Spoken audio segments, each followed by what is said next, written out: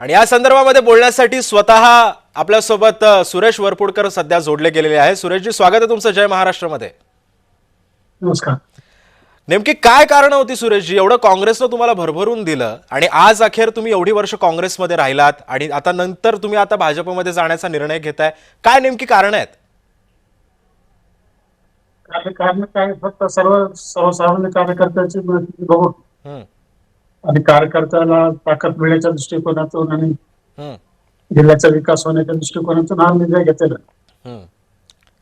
पण जर ज्या जिल्ह्याचा विचार करून निर्णय घेतला असं तुम्ही म्हणता, पण तुमच्यामध्ये आणि भोंडेकरांमधला संघर्ष महाराष्ट्राला परिचयाचा आहे आणि या सगळ्या हेतूने आता तुम्ही पुन्हा भाजपमध्ये जाणार, मग आम्हाला ही ताकद आणि हा सगळा समन्वय कसा तुम्ही साधणार आहे या सगळ्या ह्याच्यातून? आता एका पक्षात गेल्यानंतर होईल बरोबर। हम्म।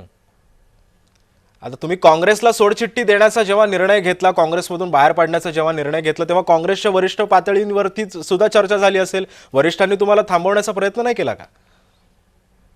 बोलले होते की त्यांना आमच्या काय अडचणी सांगितलेलं होत्या सर्व, हम्म, त्यामुळे काय अडचण येत नाही।